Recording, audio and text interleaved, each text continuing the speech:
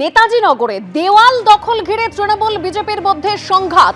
দেওয়াল লিখন ঘিরে তৃণমূল বিজেপির সংঘাত। বিজেপির দেওয়াল লিখনের জায়গায় তৃণমূলের স্লোগান। প্রতিবাদে নেতাজি নগর থানায় ডেপুটেশন দেয় বিজেপি।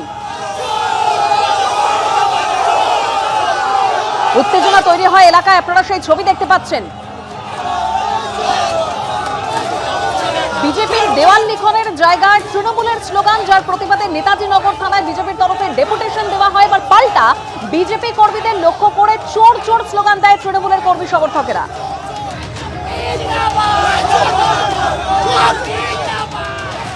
সরাসরি চলে যাবে আমাদের প্রতিনিধি হিন্দল দে আমাদের সঙ্গে রয়েছেন। হিন্দল, এখনো ভোটের দিনক্ষণ ঘোষণা হয়নি, তার আগে দেওয়াল লিখন ঘিরে একেবারে তুমুল সংঘাত। একেবারে সংঘাত এই পর্যায়ে পৌঁছেছে। তোমাকে বলে রাখি, রীতিমতো বলতে পারো যে নেতাজিনগর থানার সামনে একদিকে বিজেপি কর্মী সমর্থকেরা তারা তাদের দলীয় পতাকা নিয়ে বিক্ষোভ প্রদর্শন করছেন, এবং তার পাশাপাশি তৃণমূল কংগ্রেসের নেতৃত্ব এবং তৃণমূল কংগ্রেস কর্মী সমর্থকেরা তারাও কিন্তু একত্রিত হয়েছে। বিজেপির লোক থানার মধ্যে ঢুকে যাচ্ছে, দেখুন কিভাবে ঢোকে থানার মধ্যে।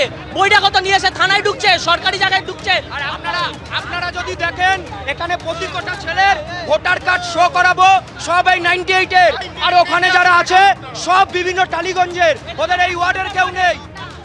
100 নম্বর সব বৈরাগত এখানে এসেছে। 98 কি করে? এটা তো 98 এর শাহ তৃণমূল নেতা যুগলদা, এখানে যে ঘটনা ঘটেছে বিজেপির তরফ থেকে যেটা স্লোগান এবং এখানে বিক্ষোভ প্রদর্শন করছে যে তৃণমূল বিজেপির দেওয়াল দখল করে নিয়েছে, আপনারা মারধর করেছেন, ওরা যখন পুনরুদ্ধার